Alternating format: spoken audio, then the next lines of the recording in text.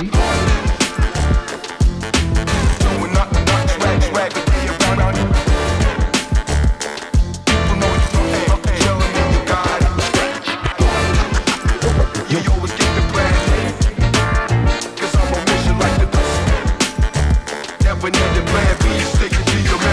Are you ready?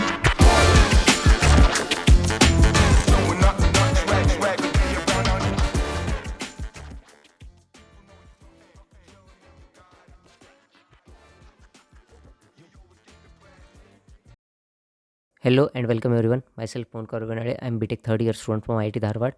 तो बहुत दिनों के बाद हम लोग वापस आ चुके हैं अपने जेई के क्रैश कोर्स पे। पिछले 8-9 दिनों से मेरे लेक्चर नहीं आए। अब देखो यार, मुसीबतें जब भी आती है वो एक साथ आती है। सबसे पहले तो हमारा हॉस्टल शिफ्ट हो गया, तो हॉस्टल शिफ्टिंग में ही 4-5 दिन निकल गए। और फिर दूसरी चीज़, मैंने सर्कल का लेक्चर पूरा रिकॉर्ड करके भेज दिया था। और रिकॉर्ड करके सर्कल का लेक्चर भेजने के बाद मुझे पता चला कि वॉइस ही रिकॉर्ड नहीं हुई है। मतलब वो टेक्निकल प्रॉब्लम था, पूरा वॉइस ही रिकॉर्ड नहीं हुआ था। इस वजह से सर्कल का लेक्चर भी फिर अपलोड नहीं कर सकते थे। तो अभी सर्कल का लेक्चर जो है उसके पीडीएफ के नोट्स आपको इसी वीडियो के डिस्क्रिप्शन में मिल जाएंगे, वहाँ से सर्कल के नोट्स डाउनलोड कर लो।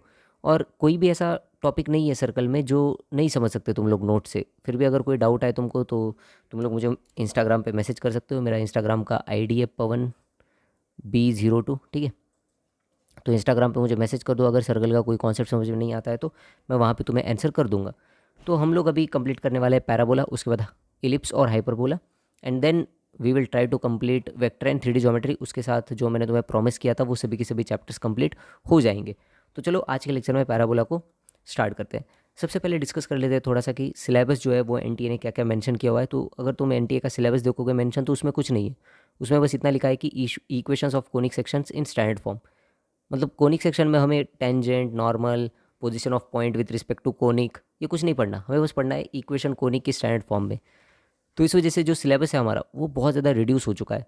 और ये हुआ क्यों? तो पहले तो कोनिक सेक्शन से क्वेश्चन भी कम आ रहे थे। इतना बड़ा पार्ट है बट उस पार्ट से 2 से 3 क्वेश्चन जेई में आ रहे थे। तो उन्होंने सोचा कि यार चलो स्टूडेंट्स की अंडरस्टैंडिंग का चैप्टर बनाते हैं। अभी टेंजेंट, नॉर्मल, इतना सब भर भर के सिर्फ फार्मूला हो रहा था कोऑर्डिनेट ज्योमेट्री में। तो उन्होंने अब ज़्यादा फोकस किया है कि स्टूडेंट्स की अंडरस्टैंडिंग पे, जिससे तुम चैप्टर को अंडरस्टैंड करो और तुम्हारा सब्जेक्ट में इंटरेस्ट बढ़े। तो इसलिए उन्होंने अब सिर्फ इतना सा टॉपिक रखा है, equation of conic section in standard form. तो इसको हम लोग पढ़ेंगे। इसके साथ जो जो चैप्टर मुझे इंपॉर्टेंट लगता है, टॉपिक्स इंपॉर्टेंट लगते हैं, जैसे कि फोकल कॉर्ड का टॉपिक है, वो इंपॉर्टेंट टॉपिक है, तो वो सभी टॉपिक्स मैंने इस लेक्चर में इंक्लूड कर दिए है। अब प्रीवियस ईयर के क्वेश्चन ढूंढना बहुत ही ज़्यादा मुश्किल था, क्योंकि सभी क्वेश्चन जो प्रीवियस ईयर्स में आते थे वो ज़्यादातर कोनिक सेक्शन से टेंजेंट और नॉर्मल पे ही बनते थे। तो प्रीवियस ईयर में मुझे कोई क्वेश्चन नहीं मिल रहे थे कोनिक से। फिर भी मैंने ट्राई किया 1-2 क्वेश्चन प्रीवियस ईयर के, जिससे हम लोग थोड़ा सा प्रैक्टिस कर सके इस टॉपिक की। तो चलो टॉपिक को स्टार्ट करते हैं। सबसे पहले तो एक कोनिक होता क्या है, तो उसको हम एक कोन से डिफाइन कर सकते हैं। एक कोन में अगर तुम एक प्लेन लेके किसी कोन को कट करोगे, तो उस प्लेन को तुम किस एंगल पे रख रहे हो, किस पोजीशन पे रख रहे हो, उसके हिसाब से अलग अलग कोनिक्स हमें मिलते हैं, ठीक है। अगर तुम हॉरिजॉन्टली कट करोगे तो तुम्हें सर्कल मिलेगा। अगर तुम एंगल 0 से लेकर 90 के बीच में कट करोगे तो इलिप्स मिलेगा। 90 से ज़्यादा एंगल करोगे तो हाइपरबोला मिलेगा। तो ऐसे ऐसे कोनिक्स हमें मिलते हैं हम कट करने से, किसी एक कोन को कट करने से। तो ये हो गया इसका ज्योमेट्रिकल डेफिनेशन, बट एक्चुअली हमें यहाँ पे इसका अलजेब्रिक डेफिनेशन देखना है।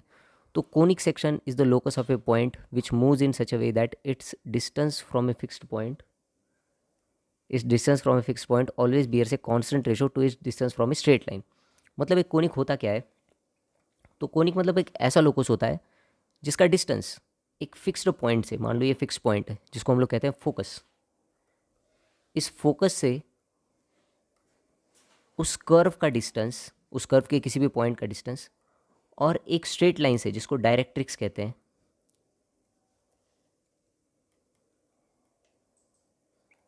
डायरेक्ट्रिक्स। तो ये जो डिस्टेंस का रेशो है इस पॉइंट का विथ फोकस, जिसको मैं डिनोट करूँगा PM से, ये distance PM, M is our focus, और डायरेक्ट्री के साथ जो डिस्टेंस है, ओके, फोकस के साथ डिस्टेंस PS लिख लेते हैं, क्योंकि फोकस को रिप्रेजेंट करने का जो नॉर्मल नोटेशन रहता है वो S रहता है। और ये जो डायरेक्ट्री के साथ डिस्टेंस है, इस लाइन के साथ डिस्टेंस है, इनका रेशो हमेशा कांस्टेंट रहता है। और इस रेशो को कहते हैं इसेंट्रिसिटी, E, स्मॉल ई, इसेंट्रिसिटी। तो ये कोनिक की डेफिनेशन होती है। अ conic section is the locus of a point which moves in a plane in such a way that its distance from a fixed point, जिसको हम फोकस कहते हैं, and from a fixed line जिसको हम directrix कहते हैं, इन दोनों का रेशो हमेशा सेम रहता है और इस रेशो को कहते हैं इसेंट्रिसिटी। अब ये जो ई है इसकी वैल्यू के ऊपर डिपेंड करता है कि तुम्हारा कोनिक पैराबोला होगा, हाइपरबोला होगा या फिर इलिप्स होगा। तो किसी भी कोनिक की एक जनरल इक्वेशन क्या होगी, अगर मुझे किसी भी कोनिक की जनरल इक्वेशन लिखनी है तो मान लो इस पॉइंट पी के मैं कोऑर्डिनेट्स मान लेता हूँ कुछ एच कॉमा के, ये जो फोकस है इसके कोऑर्डिनेट्स मान लेता हूँ अल्फा कॉमा बीटा, और ये जो लाइन है इसका इक्वेशन मान लेता हूँ a x plus b y plus c equal to 0।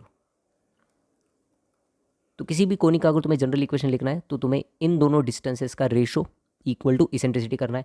तो पी एस डिस्टेंस क्या होगा, पी एस डिस्टेंस होगा h minus alpha square plus के minus beta square divided by, या फिर इक्वल टू कर सकते हो eccentricity into PM distance from directrix. अब किसी भी पॉइंट का स्ट्रेट लाइन से डिस्टेंस क्या होता है, उसका फॉर्मूला होता है डायरेक्टली जो हमने पढ़ा था, distance of a point from a line. तो इस एच कॉमा के को इस लाइन की इक्वेशन में पुट कर दूंगा, आएगा क्या, a h plus b k plus c divided by root of a square plus b square. अगर तुम दोनों तरफ होल स्क्वायर करोगे this will be h minus alpha whole square plus के minus beta whole square equal to e square into a h plus b k plus c whole square divided by a square plus b square. तो ये किसी भी conic का एक general equation रहता है, इसको याद नहीं करना, बस इसको समझो कि कैसे हमने इस इक्वेशन को डिराइव किया। सबसे पहले मैंने उस पॉइंट का डिस्टेंस लिखा फोकस से डिवाइड बाय उस पॉइंट का डिस्टेंस लाइन से, that is equal to eccentricity e, और उस हिसाब से ये कोनिक का जनरल इक्वेशन आता है। ठीक है, चलो अब देखते हैं कि ई की वैल्यू के ऊपर कैसे हमारे डिफरेंट डिफरेंट कोनिक्स जो है वो डिपेंड करते हैं। अगर ई का वैल्यू 1 है, if e is equal to 1, तो जो कोनिक तुम्हें मिलेगा वो होगा पैराबोला। मतलब एक पैराबोला में, एक पैराबोला एक ऐसा कर्व होता है जिसके हर एक पॉइंट का अगर तुम डिस्टेंस का रेशो लोगे फोकस से और डायरेक्ट्रिक्स से तो वो सेम रहता है। So that is parabola. अगर ई का वैल्यू 0 से लेकर 1 के बीच में है तो इलिप्स, और अगर ई का वैल्यू ग्रेटर दैन 1 है तो हाइपरबोला। तो ये 3 टाइप्स के कोनिक्स हमें पढ़ने हैं, पैराबोला, इलिप्स एंड हाइपरबोला। इस लेक्चर में हम लोग पैराबोला के ऊपर डिस्कशन करेंगे। हम लोग देखेंगे कि पैराबोला का स्टैंडर्ड इक्वेशन क्या होता है, जब उसकी एक्सिस एक्स एक्सिस होती है, जब उसकी एक्सिस वाई एक्सिस होती है। तो सभी ये जो पैराबोलाज है सभी पैराबोलाज को हम लोग डिस्कस करेंगे और फिर उसके बाद ये चैप्टर हमारा खत्म हो जाएगा। चलो फिर पैराबोला का डिस्कशन स्टार्ट करते हैं। तो पैराबोला क्या होता है, डेफिनेशन मैंने अभी तुम्हें बता दी। So a parabola is the locus of a point whose distance from a fixed point is equal to perpendicular distance from a line. मतलब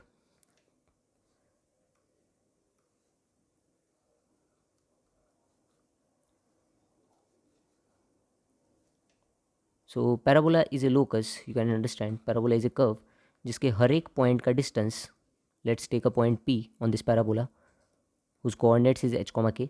तो अगर मैं इसका डिस्टेंस लूँगा लोकस से और अगर मैं इसका डिस्टेंस लूँगा डायरेक्ट्रिक्स से, P M and P S, so P M equal to P S, इसका मतलब जो इसेंट्रिसिटी होती है, eccentricity, that eccentricity is equal to 1 in parabola. ठीक है, अब पैराबोला के बहुत सारे इक्वेशंस होते हैं।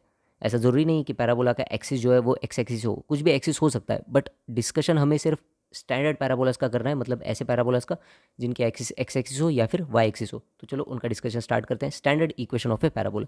तो एक पैराबोला की स्टैंडर्ड इक्वेशन क्या होती है, तो स्टैंडर्ड पैराबोला वो होता है जिसका वर्टेक्स ओरिजिन पे हो और जिसकी एक्सिस एक्स एक्सिस हो, ऐसे पैराबोला को हम लोग कहते हैं स्टैंडर्ड पैराबोला। तो ये हमारा स्टैंडर्ड पैराबोला है जिसका वर्टेक्स जो है वो वर्टेक्स ओरिजिन पे है। ये कुछ टर्मिनोलॉजी है जो टर्मिनोलॉजी हम लोग पढ़ेंगे। और दूसरा, इसका फोकस जो है वो एक्स एक्सिस पे होता है। So focus is a comma 0, तो ऑब्वियसली डायरेक्ट्रिक्स यहीं पे, यहाँ कहीं पे होगा। So the equation of the directrix is x equal to minus a. क्यों, क्योंकि देखो ये वर्टेक्स भी इस पैराबोल पे लाई कर रहा है और वर्टेक्स का डिस्टेंस क्या है, फोकस से ए, तो वर्टेक्स का डायरेक्ट्रिक्स से डिस्टेंस भी क्या होना चाहिए, a. So directrix is x equal to minus a. तो इसका जनरल इक्वेशन हमें लिखना है, इस पैराबोला का हमें जनरल इक्वेशन लिखना है। तो मैं क्या करूँगा, मैं सबसे पहले तो इस पैराबोला पे कोई एक पॉइंट मान लूँगा पी एच कॉमा के। अब हमें पता है पैराबोला में किसी भी पॉइंट का डिस्टेंस फोकस से और डायरेक्ट्रिक्स से सेम होता है। तो इस पॉइंट का इस फोकस से डिस्टेंस क्या होगा, P M equal to P S. ठीक है, this is P M and this is P S. So P M will be equal to, P M क्या होगा, देखो पी एम होगा ये डिस्टेंस, तो यहाँ से लेके यहाँ तक ये h है, एक्स कोऑर्डिनेट, और यहाँ से लेके यहाँ तक क्या है, ये ए है। सो पी एम क्या हुआ, H plus A, equal to P S क्या होगा, root of H minus A का होल स्क्वायर प्लस के माइनस जीरो का होल स्क्वायर। तो दोनों तरफ अगर मैं होल स्क्वायर करूँगा तो क्या होगा, H plus A whole square equal to H minus A whole square plus K square. तो यहाँ से H square plus A square plus 2ha equal to H square plus A square minus 2ha plus K square. H square A square दोनों तरफ से cancel हुए, तो मुझे equation मिलेगा K square equal to 4ha। H and K कोई भी एक जनरल पॉइंट है इस पैराबोला पे, उसको मैं रिप्लेस कर सकता हूँ एक्स एंड वाई से। So general equation of our standard parabola will be Y square equal to 4ax। ये इक्वेशन होती है स्टैंडर्ड पैराबोला की, Y square equal to 4ax। इस पैराबोला पे कोई भी पॉइंट इस इक्वेशन को सेटिस्फाई करेगा, समझ रहे हो। चलो, तो इस पैराबोला के कुछ टर्मिनोलॉजीज हम लोग पढ़ लेते हैं। पैराबोला में कौन से पॉइंट को क्या क्या कहा जाता है, ये टर्मिनोलॉजीज हम लोग पढ़ लेते हैं, important terminologies.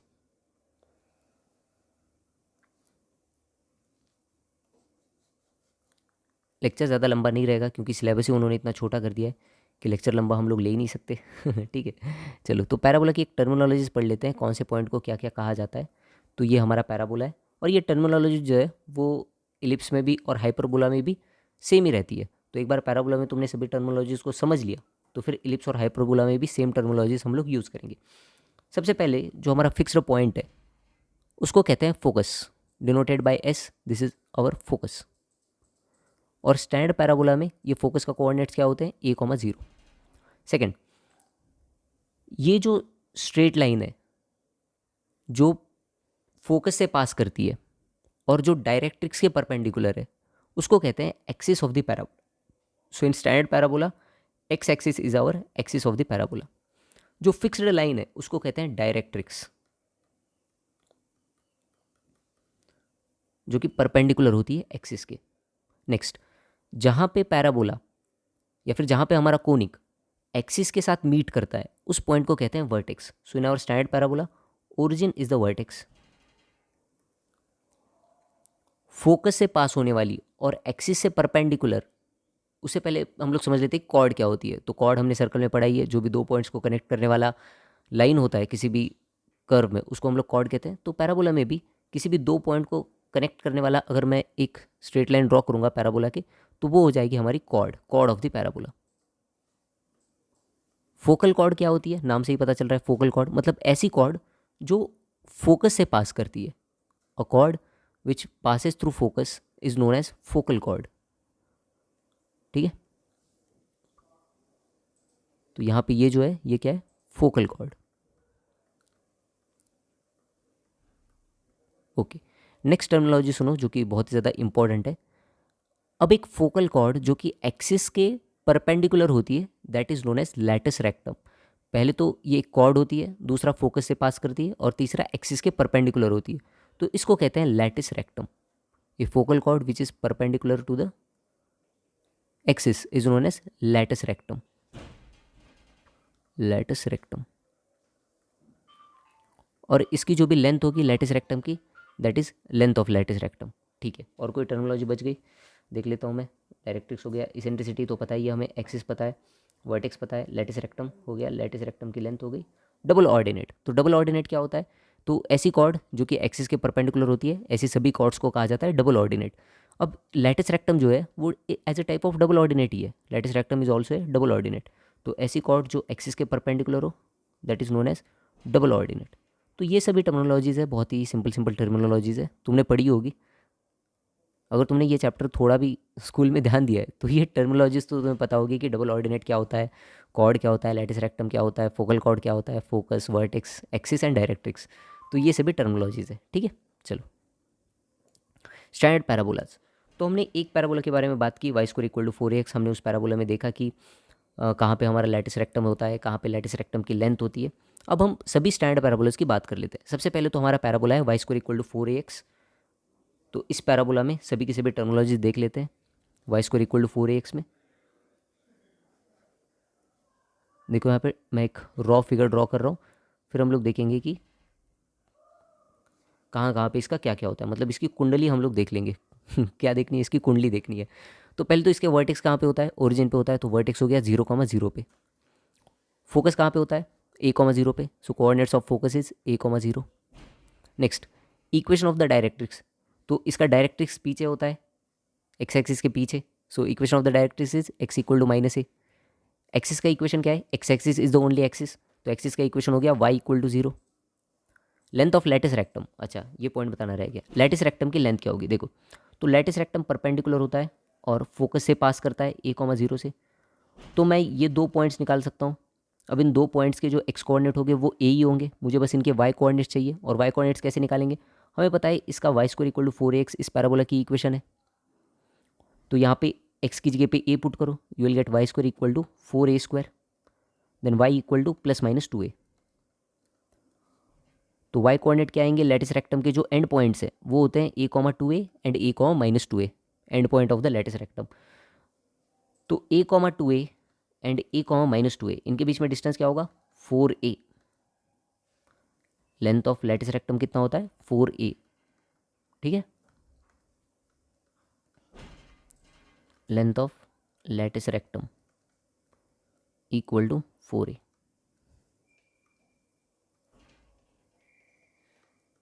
Next, focal distance of a point, किसी भी पॉइंट का फोकस से डिस्टेंस क्या होगा। अगर मैं कोई पॉइंट लूँ इस पैराबोला पे, तो उसका फोकस से डिस्टेंस क्या होगा, देखो यहाँ पे मैं इस पैराबोला पे एक पॉइंट मान लेता हूँ P समथिंग x, y, ठीक है। तो इसका फोकस से जो डिस्टेंस होगा वो सेम होगा जो इसका डायरेक्ट्रिक्स से डिस्टेंस होगा, करेक्ट है कि नहीं। तो डायरेक्ट्रिक्स से इसका डिस्टेंस क्या है, हमें पता है यहाँ से यहाँ तक लेंथ a है, और इस पॉइंट के अगर कोऑर्डिनेट्स x, y है तो ये क्या हो जाएगा x। सो टोटल डिस्टेंस क्या होगा इस पॉइंट का डायरेक्ट्रिक्स से, x + a, और वही फोकस से डिस्टेंस होगा, क्योंकि फोकल डिस्टेंस और डायरेक्ट से डिस्टेंस दोनों सेम होते हैं पैराबोला में। सो फोकल डिस्टेंस क्या हो जाएगा, x + a। So this is our standard parabola y square equal to 4ax। अब दूसरा पैराबोला देखते हैं y square equal to -4ax, ये भी हमारा स्टैंडर्ड पैराबोला होता है। अब यहाँ पे मैंने क्या कर दिया है, देखो मैंने बस माइनस साइन ऐड कर दिया है ना, y square equal to -4x, तो ये इसका मिरर इमेज बन जाएगा y एक्सिस में, जो हमारा पहला पैराबोला था उसका मिरर इमेज आएगा। तो अब हमारा पैराबोला हो जाएगा ऐसा, मिरर इमेज लाइक दिस, ठीक है। सब कुछ मिरर इमेज हो गया जो पहले वाले का था उसका मिरर इमेज। तो इसमें हमें लिखना है डिफरेंट डिफरेंट टर्मिनोलॉजीज क्या होती है। सबसे पहले तो इसका वर्टेक्स कहाँ पे है, देखो ओरिजिन पे ही है, तो 0,0। फोकस के कोऑर्डिनेट्स क्या होंगे, -a,0 हो जाएंगे, फोकस के कोऑर्डिनेट्स दिख रहा है तुम्हें। डायरेक्ट इसकी equation x equal to a, axis अभी भी सेम है तो y equal to 0। Length of latus rectum, तो यहाँ पे हुआ क्या है, मैंने बस जो हमारा स्टैंडर्ड पैराबोला था उसकी मिरर इमेज ली है, ठीक है, लाइक टाइप ऑफ शिफ्ट कर दिया उसको। तो जब भी तुम शिफ्टिंग करते हो किसी भी कर्व की या फिर मिरर इमेज लेते हो, तो जो डिस्टेंसेस है वो कभी चेंज नहीं होती, ठीक है। किसी भी कर्व को अगर मैं शिफ्ट करूँ, रोटेट करूँ, ओरिएंट कर दूँ किसी एक एंगल पे, तो उसके जो डिस्टेंसेस है वो चेंज नहीं होते। तो यहाँ पे जो लैटिस रेक्टम की लेंथ हमने कैलकुलेट करी थी a,2a 4a, वो सेम रहेगी। यहाँ पर भी लैटिस रेक्टम की लेंथ क्या आएगी, 4a। अच्छा, चेंज क्या होगा फिर यहाँ पे लैटिस रेक्टम के एंड पॉइंट्स चेंज हो जाएंगे। अब देखो लैटिस रेक्टम के एंड पॉइंट्स क्या होंगे, x में -a, तो लैटिस रेक्टम के एंड पॉइंट्स आएंगे -a,2a एंड -a,-2a। समझ रहे हो इस बात को, चलो। और फोकल डिस्टेंस यहाँ पे क्या आएगा, किसी भी पॉइंट का फोकल डिस्टेंस, तो मान लो ये कोई पॉइंट है P x, y, इसका मुझे फोकस से डिस्टेंस फाइंड करना है। तो यहाँ से यहाँ तक मुझे पता है ये x कोऑर्डिनेट है, यहाँ से यहाँ तक डिस्टेंस क्या है a। So mod x + a, you can write mod x + a, mod x + a, this will be the focal distance of a point, ठीक है।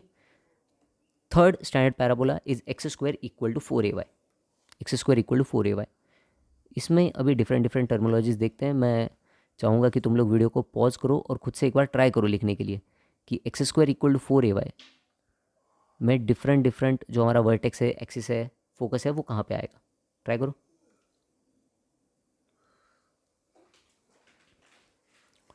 तो x² इक्वल टू 4ay, इसमें जो वर्टेक्स है वो तो हमारा होगा 0,0, ठीक है। फोकस कहाँ पे आएगा, देखो इसका फोकस यहाँ पे है, so that is 0,a, focus क्या होगा 0,a। डायरेक्ट्रिक्स की इक्वेशन क्या आएगी, डायरेक्ट्रिक्स अब यहाँ पे आ जाएगी नीचे। सो डायरेक्ट्रिक्स की इक्वेशन आएगी some y equal to -a, correct है। डायरेक्ट्रिक्स की इक्वेशन क्या होगी, y equal to -a। Equation of the axis, अब एक्सिस जो है वो हमारी हो गई y एक्सिस, तो x equal to 0 is the axis. Length of latus rectum same रहेगा 4a। फोकल डिस्टेंस किसी भी पॉइंट का क्या हो जाएगा, ट्राई करो अभी यहाँ पे मुझे बताओ फोकल डिस्टेंस क्या आएगा। तो यहाँ पे कोई पॉइंट मान लो ना, P x, y, अभी अगर इसका मुझे फोकल डिस्टेंस पता करना है तो ये डिस्टेंस और ये डिस्टेंस दोनों सेम होंगे, तो ये यहाँ से यहाँ तक हमें पता है डिस्टेंस ए है, और यहाँ से यहाँ तक डिस्टेंस क्या हो जाएगा y. So focal distance will be y plus a, उस पॉइंट का वाई कोऑर्डिनेट प्लस ए। समझ रहे हो?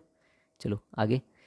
X square equal to -4ay, इस पैराबोला में टर्मिनोलॉजीज लिखते हैं। उसके बाद जो हमारे स्टैंडर्ड पैराबोला है चारों के चारों, वो चारों पैराबोलाज यहाँ पे कंप्लीट हो जाएंगे।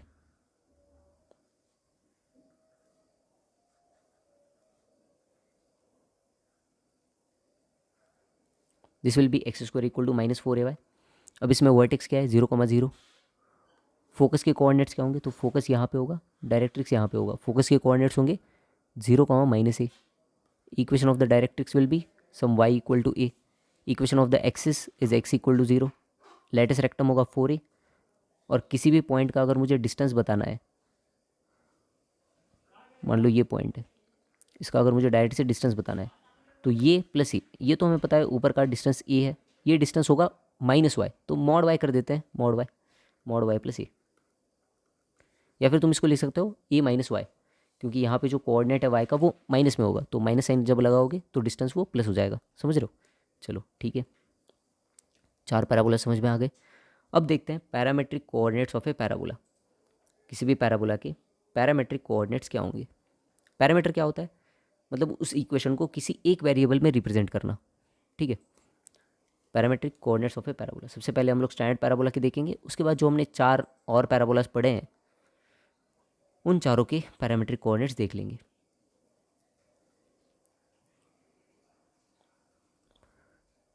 तो ये हमारा पैराबोला है Y square equal to 4ax। तो इसके पैरामेट्रिक इक्वेशन क्या होती है, x इक्वल टू 80 और x को 80 पुट करो तो y तुम्हें क्या मिल जाएगा 280। सो 80 280 is the parametric form of A parabola. 80 280। तो कहीं पे अगर क्वेश्चन आता है वहाँ पे तुम्हें पैराबोला पे कोई पॉइंट कंसिडर करना है, तो एक तरीका तो हो गया कंसिडर करने का कि मैं पॉइंट को कंसिडर करूँ h, फिर मुझे एक इक्वेशन मिल जाएगी k square equal to 4ah, और दूसरी इक्वेशन मिलेगी जो भी तुम्हें कंडीशन गिवन होगी क्वेश्चन में। बट वो मानने की जगह मैं उसको सिर्फ एक ही वेरिएबल के फॉर्म में कन्वर्ट कर सकता हूँ क्वेश्चन को, अगर मैं पैराबोला का पैरामेट्रिक फॉर्म कंसिडर करूँगा तो पैरामेट्रिक फॉर्म जो होता है वो वेरिएबल्स कम कर देता है तुम्हारे क्वेश्चन में। ठीक है, इसलिए पैरामेट्रिक फॉर्म को यूज़ करना बहुत ही बढ़िया रहता है। और इसके बाद जो भी रिजल्ट्स हम लोग डिराइव करेंगे, चाहे वो फोकल कॉर्ड हो, लेंथ ऑफ लैटिस रेक्टम हो, फोकल कॉर्ड के जो भी डिस्कशंस होंगे, उसमें मैं पैरामेट्रिक फॉर्म का ही यूज़ करके तुम्हें सभी के सभी रिजल्ट्स बताऊंगा, और एग्जाम में भी तुम्हें पैरामेट्रिक फॉर्म का यूज़ करके ही सॉल्व करने। तो ये हो गया पैरामेट्रिक कोऑर्डिनेट्स एक स्टैंडर्ड पैराबोला के। बाकी पैराबोला के भी देख लेते हैं। तो सबसे पहले तो Y square equal to 4ax, इस पैराबोला के पैरामेट्रिक कोऑर्डिनेट्स क्या होंगे 80 280। ठीक है, तो पैरामेट्रिक इक्वेशन क्या आएगी, x को रिप्रेजेंट कर दोगे 80 से, y को रिप्लेस कर दोगे 280 से। अब Y square equal to -4ax, इसमें क्या होंगे पैरामेट्रिक कोऑर्डिनेट्स। तो मैंने क्या किया है, मैंने इस पैराबोला का बस मिरर इमेज ले लिया वाई एक्सिस में, तो जो वाई कोऑर्डिनेट है वो तो सेम रहेगा। सोचो इस बात को, इमेजिन करो, मैंने इस पैराबोला का क्या ले लिया, मिरर इमेज ले लिया वाई एक्सिस में, तो जो वाई कोऑर्डिनेट्स है वो तो सेम ही रहेंगे सभी पॉइंट्स के। एक्स कोऑर्डिनेट जो है वो माइनस में आ जाएंगे, तो पैरामेट्रिक कोऑर्डिनेट क्या हो जाएंगे Y square equal to -4ax के -80 280। और अगर तुम्हें इसकी पैरामेट्रिक की इक्वेशन लिखनी है तो एक्स को रिप्लेस कर दो -80 से, वाई को रिप्लेस कर दो 280 से। X square equal to 4ay, इस पैराबोला में क्या होंगे पैरामेट्रिक कोऑर्डिनेट्स बताओ। दिस विल बी 280 80 अब y का x हो गया और x का क्या हो गया y हो गया, so 280 80 x equal to 280, y equal to 80 X square equal to -4 है। तो अब क्या हो गया, मैंने एक्स एक्सिस में मिरर इमेज ले लिया, एक्स एक्सिस में मिरर इमेज लिया तो सबके एक्स कोऑर्डिनेट तो सेम ही रहेंगे, वाई कोऑर्डिनेट चेंज हो गए, वाई कोऑर्डिनेट माइनस हो जाएंगे, तो इसका पैरामेट्रिक कोऑर्डिनेट्स होंगे 280 -80।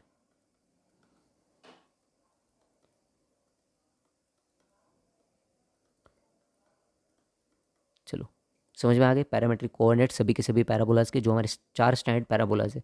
और जो सिलेबस हमें गिवन है उसमें सिर्फ equation of standard parabola he given है तो मैंने सभी के सभी तुम्हें यहाँ पे बता दिए। अब डिस्कशन करते हैं फोकल कॉर्ड का, जिसके ऊपर ही क्वेश्चन वो लोग पूछ सकते हैं, क्योंकि स्टैंडर्ड इक्वेशन पे क्या ही क्वेश्चन बनाएंगे वो लोग, जितना भी क्वेश्चन बनाएंगे वो सब मैंने तुम्हें बता दिया। डायरेक्ट्रिक्स क्या होता है, इसका फोकस क्या होता है, सब क्या होता है। तो अब वो क्वेश्चन पूछ सकते हैं फोकल कॉर्ड पे ही। तो देख लेते हैं फोकल कॉर्ड के क्वेश्चंस। सबसे पहले तो ends of focal chord, focal chords के एंड। यहाँ पे एक रिजल्ट है, जो रिजल्ट हम लोग पहले डिराइव करेंगे और फिर उस रिजल्ट को याद भी करेंगे क्योंकि इंपॉर्टेंट रिजल्ट है। तो फोकल कॉर्ड क्या होती है? Focal chord is a chord which passes through focus and join the 2 points on the parabola. ठीक है, फोकल कॉर्ड ऐसी कॉर्ड होती है जो पहले तो फोकस से पास करती है और पैराबोला के 2 पॉइंट्स को ज्वाइन करती है। तो ये हमारा फोकस है A,0 और यहाँ पे ये कॉर्ड है जो इस पैराबोला के 2 एंड पॉइंट्स को ज्वाइन कर रही है। तो मैं मान लेता हूँ कि यहाँ पे जो मेरा पॉइंट है वो A है, यहाँ पे जो पॉइंट है वो B है। A का पैरामीटर मैं T1 मान रहा हूँ, B का पैरामीटर मैं T2 मान रहा हूँ। मतलब A पॉइंट क्या है? A point is 81, 281 square. B point क्या है? 82 स्क्वायर, 282। उसको मैं रिप्रेजेंट कर रहा हूँ कि इसका पैरामीटर मैंने T1 माना, इसका पैरामीटर मैंने T2 माना।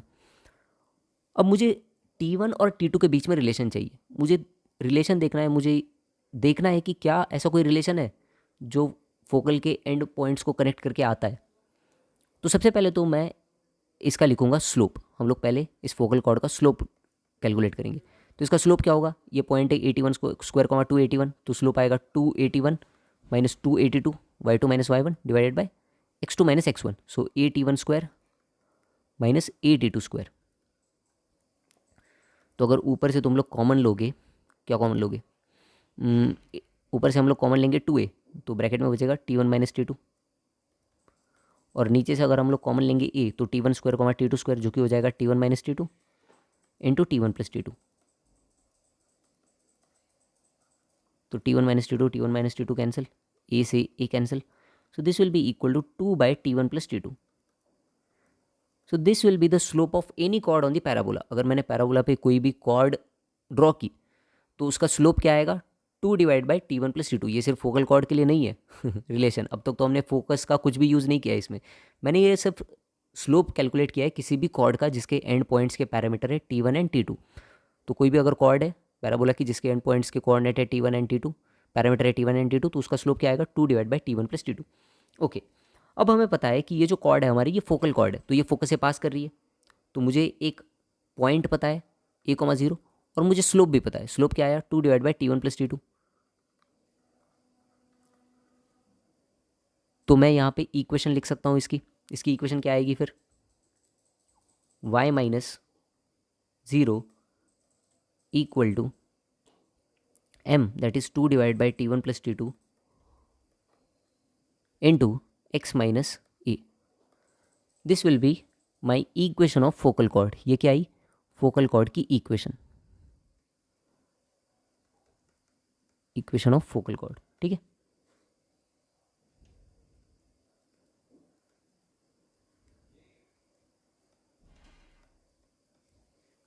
ओके। तो मुझे पता है कि ये कॉर्ड हमारी पास कर रही है किस पॉइंट से? A,T1 स्क्वायर, 281 से। तो इसमें मैं पुट कर सकता हूँ A,T1 स्क्वायर, 281। तो ये हो जाएगा 281 minus 0 equal to 2 divide by T1 plus T2। मैंने A के कोऑर्डिनेट्स इसमें पुट कर दिए into A,T1 square minus A। तो क्या क्या कैंसिल हो रहा है? देखो, A से A कैंसिल हो रहा है और 2 से 2 कैंसिल हो रहा है। तो मुझे मिलेगा T1 equal to 2 divided by T1 plus T2 into T1 square minus 1। Correct. तो अगर हम लोग यहाँ पे सॉल्व करेंगे फिर से, तो ये हो जाएगा T1 square plus T1 T2 equal to, अच्छा ये 2 कैंसिल हो गया ना, ये 2 कैंसिल हो गया ना, 2 दोनों तरफ से मैंने कैंसिल कर दिया, तो ये 2 यहाँ पे कैंसिल हो गया, equal to T1 square minus 1। दोनों तरफ से T1 स्क्वायर अगर मैं कैंसिल करूँगा तो मुझे रिजल्ट मिलेगा T1 T2 equal to minus 1। And this is very very important result. ये बहुत ही ज़्यादा इंपॉर्टेंट रिजल्ट है, T1 T2 equal to minus 1। अगर कोई फोकल कॉर्ड है जिसका तुम्हें एक एंड पॉइंट के पैरामीटर पता है T1, तो उसके दूसरा एंड पॉइंट क्या होगा? -1 बाई T1। तो ये किसी भी फोकल कॉर्ड के पैरामीटर के बारे में बहुत ही इंपॉर्टेंट रिजल्ट है। मतलब अगर कोई मान लो फोकल कॉर्ड है जिसका मुझे एक एंड पॉइंट पता है, एक एंड पॉइंट है उसका A,T1 स्क्वायर, 281, तो दूसरा एंड पॉइंट उसका क्या होगा? समथिंग A,T2 स्क्वायर, 2A,T2 कुछ तो होगा, बट हमें T1 और T2 के बीच में रिलेशन पता है, तो T2 की जगह पे मैं -1 बाई T1 रिप्लेस कर सकता हूँ। तो उसका दूसरा एंड पॉइंट आएगा A divided by T1 square comma -2a/t1। तो अगर तुम्हें एक फोकल कॉर्ड का एंड पॉइंट पता है तो दूसरा एंड पॉइंट भी तुम लोग आसानी से निकाल सकते हो, और ये बहुत इंपॉर्टेंट रिजल्ट है। ठीक है, इस रिजल्ट को ध्यान रखना। नेक्स्ट, तो इसके ऊपर एक क्वेश्चन कर लेते हैं पहले, और ये प्रीवियस ईयर क्वेश्चन है, ट्राई करो इस क्वेश्चन को।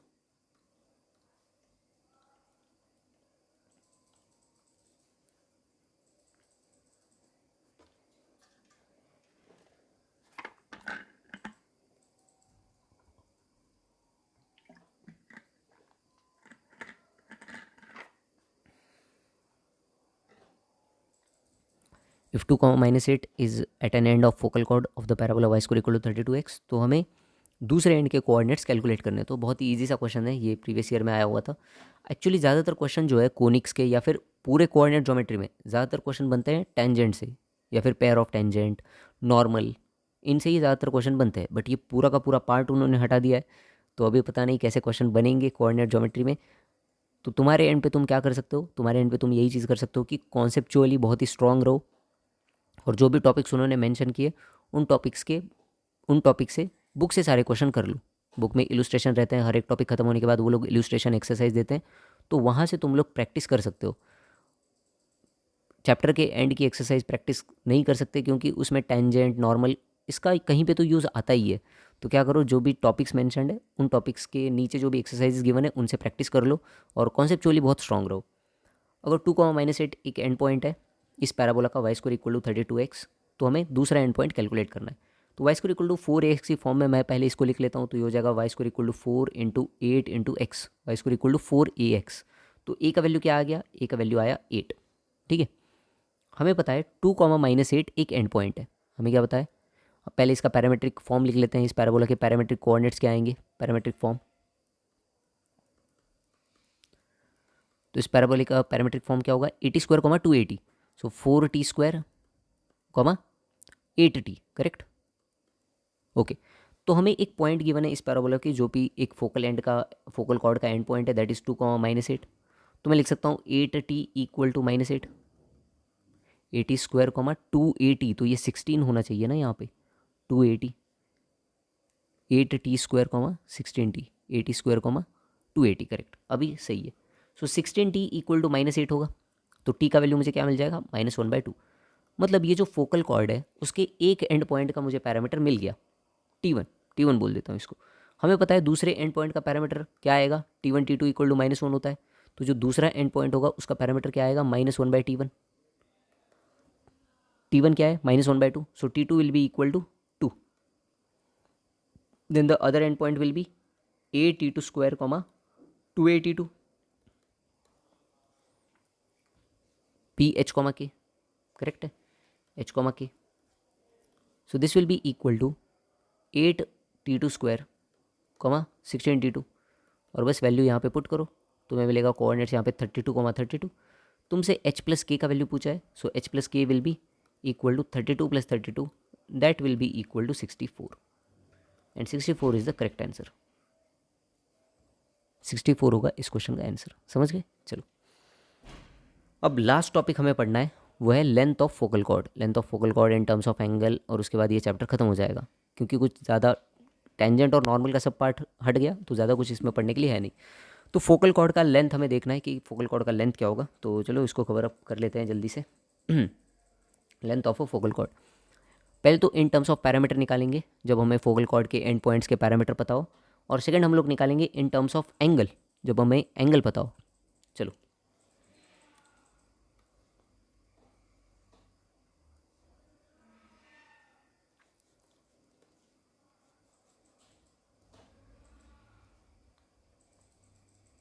सो this is our standard parabola, y square equal to 4ax। ठीक है, ये हमारा स्टैंडर्ड पैराबोला है, y square equal to 4ax। देखना बाहर कौन कर रहा है, कोई तो लाइट बंद चालू बंद कर रहा है, पता नहीं कौन है। रहने दे, कर नहीं रहा अब, एक मिनट।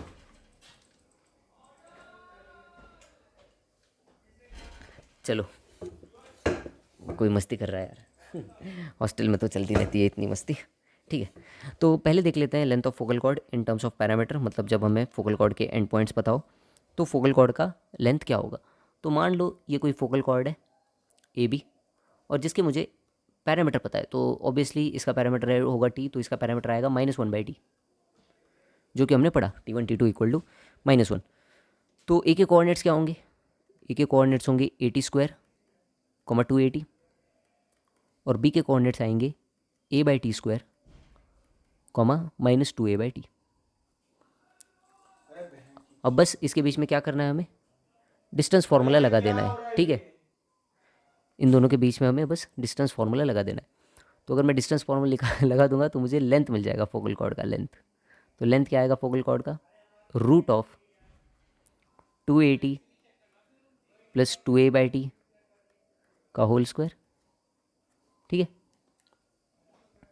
एंड प्लस 80² -a/t² का होल स्क्वायर। ये आएगा लेंथ ऑफ फोकल कॉर्ड।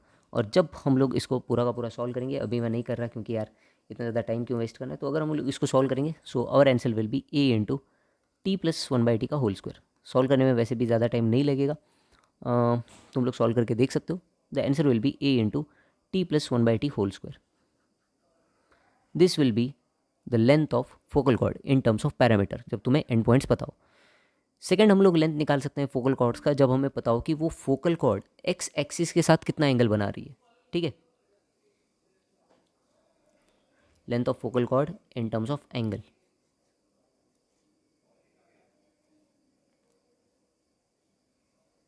तो ये हमारा पैराबोला है y² = 4ax, और यहाँ पे हमारा फोकस है a, 0। तो हम निकाल रहे हैं length of focal chord which makes some angle alpha with x axis. और ये फोकल कॉर्ड यूनिक होगी, ऑब्वियसली यूनिक होगी। अल्फा एंगल वाली दूसरी कोई फोकल कॉर्ड यहाँ पे एग्जिस्ट नहीं करेगी है ना, दूसरी कोई होगी तो उसका एंगल चेंज हो जाएगा। मतलब ये यूनिक फोकल कॉर्ड होगी जिसका एंगल अल्फा होगा। तो हमें सिर्फ इतना पता है कि ये फोकल कॉर्ड पैराबोला के साथ कौन सा एंगल बना रही है, और हमें अब इसका डिस्टेंस लिखना है। तो कैसे हम लोग लिख सकते हैं इसका डिस्टेंस, बताओ, कोई सोच सकता है तो ऑब्वियसली इसके पैरामीटर्स क्या होंगे? ए कोऑर्डिनेट होगा टी, तो यहाँ पे बी जो होगा उसका पैरामीटर क्या आएगा? -1/t। तो हम लोग क्या करेंगे यहाँ पे, हमें पता है कि स्लोप किसी भी कॉर्ड का क्या होता है? Slope 2/t1 + t2। 2 क्या होता है? t1 + t2। तो फोकल कॉर्ड का क्या आएगा? 2/t - 1/t, correct, 2/t - 1/t। और हमें पता है कि this slope of any line is equal to tan of angle, जो भी वो लाइन एक्स एक्स के साथ बनाती है। तो यहाँ पे मैं लिख सकता हूँ tan अल्फा = 2/t - 1/t। तो यहाँ से t - 1/t मुझे क्या मिलेगा? t - 1/t will be equal to 2 cot alpha,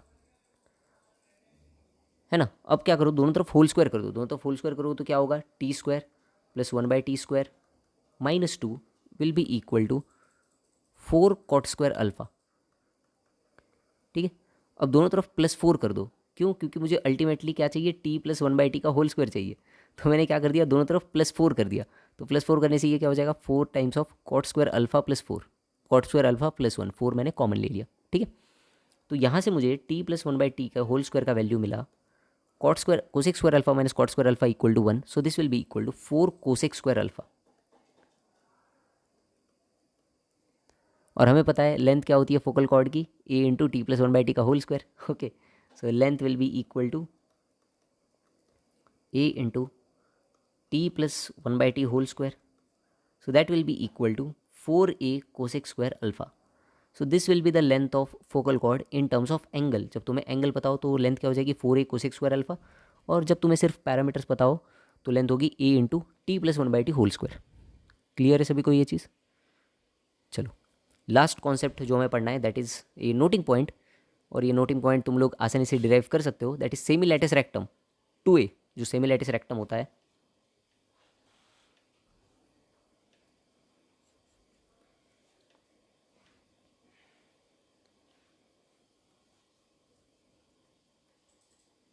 semi lattice rectum की लेंथ क्या होती है? 4a। तो सेमी लैटिस रेक्टम की लेंथ क्या होगी? 2a।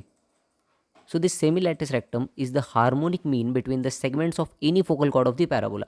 मतलब मैं अगर पैराबोला की कोई भी फोकल कॉर्ड ड्रॉ करूँ, कोई भी फोकल कॉर्ड, तो वो 2 सेगमेंट में डिवाइड हो जाती है फोकस से। एक सेगमेंट ये होगा जिसका लेंथ L1 होगा, और दूसरा सेगमेंट ये होगा जिसका लेंथ L2 होगा। So this semi lattice rectum that is 2a is the harmonic mean of L1 comma L2, समझ रहे हो, L1 कॉमा L2। तो इसको आसानी से प्रूव भी कर सकते हो। कैसे प्रूव करना है मैं तुम्हें बता देता हूँ। ये जो पॉइंट है इसका पैरामीटर मान लो टी, तो जो बी पॉइंट है उसका पैरामीटर क्या हो जाएगा, -1/t। ए के कोऑर्डिनेट्स में लिख सकता हूँ AT² 2AT, बी के कोऑर्डिनेट्स हो जाएंगे A/T² -2A/T। और हमें फोकस के कोऑर्डिनेट्स पता है A,0, तो L1 लेंथ निकाल सकते हो इजीली डिस्टेंस फार्मूला से, L2 लेंथ निकाल सकते हो इजीली डिस्टेंस फार्मूला से, और दोनों का हार्मोनिक मील फाइंड कर लो, तुम्हें तुम्हारा रिजल्ट मिल जाएगा। सो 1/L1 + 1/L2 equal to 2 divided by 2A, this will be the result. तो L1 और L2 कैलकुलेट करके यहाँ पे पुट कर दो, तुम्हें वो = 1/A मिल जाएंगे। लास्ट में हम लोग एक क्वेश्चन कर लेते हैं जो लास्ट ईयर आया था पैराबोला का, और फिर उसके बाद बाय बाय टाटा, पैराबोला ख़त्म हो गया क्योंकि कुछ पढ़ाने को इसमें ज़्यादा है ही नहीं। चलो ट्राई करो इस क्वेश्चन को, अच्छा क्वेश्चन है ये।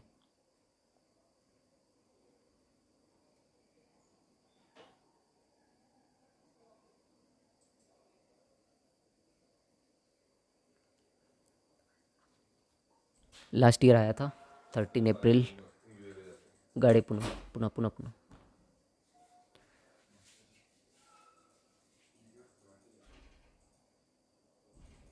Late P Q be a focal chord of the parabola y² = 36x। तो एक पैराबोला है y² = 36x, पता चल रहा है कि डायरेक्टली स्टैंडर्ड पैराबोला है जिसका एक्सिस x एक्सिस होगा। This is our parabola y² = 36x। और इस पैराबोला में हमें पता है कि एक फोकल कॉर्ड है जिसकी लेंथ क्या है, लेंथ ऑफ फोकल कॉर्ड 100। हमें एक फोकल कॉर्ड गिवन है, उस फोकल कॉर्ड की लेंथ क्या है, 100।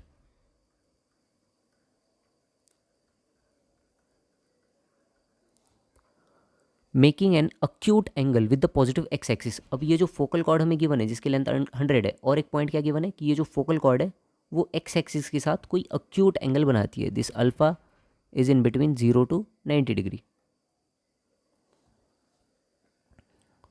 उसके बाद इस फोकल कॉर्ड पे हमने कोई पॉइंट चूज़ किया है m, such that PM = MQ = 3:1। तो ये जो PQ हमारी फोकल कॉर्ड है इस पे हमने कोई एक पॉइंट चूज़ कर लिया m, जहाँ से हमें मिल रहा है PM/MQ = 3:1। इतना सारा इंफॉर्मेशन हमें गिवन है, और फिर हमें बताना है कि then which of the following points does not lie on the line passing through M and perpendicular to the line PQ। मतलब हमने फिर एक लाइन ड्रॉ की जो M से पास होती है और PQ के परपेंडिकुलर है, और हमें बताना है कि इस पॉइंट पे, इस लाइन पे कौन सा पॉइंट लाइन नहीं करता। मतलब ऑब्वियसली हमें इस लाइन की इक्वेशन फाइंड करनी है, लाइन L की हमें इक्वेशन फाइंड करनी है। तो सबसे पहले हमें फोकल कॉर्ड की लेंथ गिवन है 100, तो यहाँ से मैं लिख सकता हूँ A × T + 1/T का होल स्क्वायर = 100। P का पैरामीटर मैं मान लेता हूँ T, Q का पैरामीटर हो जाएगा -1/T। y² = 36x हमारा पैराबोला है, तो यहाँ से मुझे A का वैल्यू पता चल रहा है कितना है, 9। y² = 4ax, तो A का वैल्यू क्या है, 9। तो 9 × T + 1/T होल स्क्वायर = 100। तो यहाँ से मुझे T + 1/T का वैल्यू क्या मिलेगा, T + 1/T का मुझे वैल्यू मिलेगा यहाँ से +-10/3, करेक्ट। 9 को उधर ले जाओ, दोनों तरफ रूट ले लो, तुम्हें मिलेगा वैल्यू +-10/3। और यहाँ से अगर तुम सॉल्व करोगे T के लिए, then you will get the values 3, 1/3, -3 and -1/3। ये 4 वैल्यूज़ तुम्हें मिलेंगे। अब हमें गिवन है कि जो P पॉइंट है हमारा, P पॉइंट, वो P पॉइंट का ऑर्डिनेट पॉजिटिव है। एब्सिसा ऑर्डिनेट मतलब P पॉइंट का y कोऑर्डिनेट पॉजिटिव है। y कोऑर्डिनेट पॉजिटिव है का मतलब AT² 2AT, तो जो 2AT है वो पॉजिटिव है। 2AT अगर पॉजिटिव है तो T को क्या होना पड़ेगा, पॉजिटिव होना पड़ेगा। तो मैं -3 और -1/3 इन दोनों वैल्यूज़ को नेग्लेक्ट कर दूंगा। अब मेरे पास दो वैल्यूज़ बची है, 3, 1/3। तो इसमें से क्या होगा, T3 होगा या फिर 1/3 होगा। तो एक और पॉइंट हमें गिवन है, क्या गिवन है कि ये जो फोकल कॉर्ड है ये अक्यूट एंगल बनाती है। हमें पता है फोकल कॉर्ड जो है उसका स्लोप क्या होगा, 2 / T1 + T2, that is 2 / T + 1/T। ठीक है, तो T + 1/T है, तो वहाँ पे फोकल कॉर्ड का क्या हो जाएगा, 3। 3 इज द पॉइंट, T = 3। तो अगर T = 3 है तो P पॉइंट क्या आएगा, P पॉइंट आएगा, क्या आएगा P point, P point will B AT² 2AT, so 9 × T², that is 81। Comma 280 that is 2 into 9 18, 18 into 3 correct है, 80 स्क्वायर कॉमा 280, तो 280 कितना हो जाएगा, 2 into 9 into T is 3, 54, 81 comma 54। तो एक पॉइंट आएगा 81 कॉमा 54 और दूसरा पॉइंट क्या होगा, Q, Q will be equal to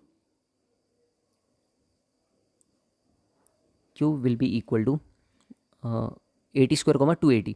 तो क्यू क्या होगा, अब क्यू के जो क्यू का जो पैरामीटर आएगा वो आएगा -1/t, तो क्यू का पैरामीटर आएगा -1/3। तो 80 स्क्वायर जब मैं करूँगा तो वो हो जाएगा 9 into 1/9 that is 1 comma 280, so 2 into 9 into -1/3 so that is -6। तो क्यू पॉइंट क्या आएगा, -6। अच्छा, तुम्हें यहाँ पे ये समझ में आया कि हमने 1/3 वैल्यू को क्यों नेग्लेक्ट किया, 3 और -1/3 को नेग्लेक्ट क्यों किया, क्योंकि p के जो ऑर्डिनेट है वो पॉजिटिव है। तो अगर हम -3 को -1/3 लेंगे तो p का ऑर्डिनेट क्या आ जाएगा, नेगेटिव, तो इसलिए हमने उन दोनों को नेग्लेक्ट किया। 3 और 1/3 में मैंने 1/3 को क्यों नेग्लेक्ट किया, क्योंकि हमें गिवन है कि ये जो फोकल कॉर्ड है ये अक्यूट एंगल है इसका, और हमें पता है किसी भी कॉर्ड का स्लोप क्या होता है, 2/t1 + t2। तो इस फोकल कॉर्ड का स्लोप क्या हो जाएगा, 2/t - 1/t, क्योंकि हमें पता है फोकल कॉर्ड में जो t2 होता है वो -1/t1 होता है।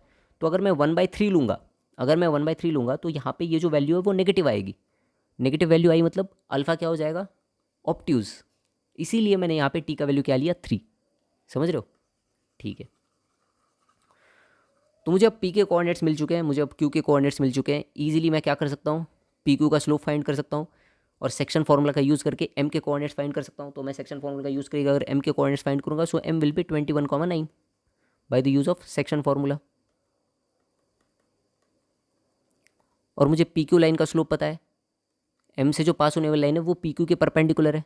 मतलब अगर मैं इसका स्लोप m1 मान लूँगा, इसका स्लोप m2 मानूंगा, सो m1 m2 इक्वल टू -1, तो मुझे इस लाइन का स्लोप भी पता चल जाएगा। तो मैं लाइन का इक्वेशन जो हमें चाहिए, डिजायर्ड इक्वेशन, वो क्या होगा, that desired equation will be 4x + 3y equal to 111। और बस ऑप्शन में चेक करना है कि कौन सा पॉइंट इसको सेटिस्फाई नहीं कर रहा, 4x + 3y इक्वल टू 111 को। बताओ कौन सा ऐसा पॉइंट है जो 4x + 3y इक्वल टू 111 को सेटिस्फाई नहीं कर रहा। इसको चेक करो, -3 4x + 3y इक्वल टू 111। इसको अगर चेक करेंगे तो -12 + 3 × 43, 129 - 12 कितना आएगा, 117। तो ये इसको सेटिस्फाई नहीं कर रहा। Fourth option is the correct answer.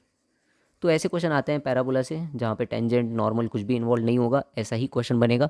तो अगर तुम कॉन्सेप्चुअली स्ट्रांग हो तो फिर कोनिक सेक्शन के क्वेश्चंस को इजीली टैकल कर सकते हो, क्योंकि अभी सब कुछ हटा दिया है उन लोगों ने, जितना भी हार्ड पार्ट था वो सब हटा दिया है। तो अगर तुम्हें कॉन्सेप्चुअली सारी चीज़ें पता है, फोकस कहाँ पे होता है, डायरेक्टिक्स कहाँ पे होता है, ये सभी चीज़ें, तो तुम इजीली सभी क्वेश्चंस को कर सकते हो। तो चलो यार, इसी के साथ जो पैराबोला है हमारा वो ख़त्म होता है। हम लोग मिलेंगे अगले लेक्चर में इलिप्स के साथ। तब तक के लिए पढ़ते रहो, बाय बाय।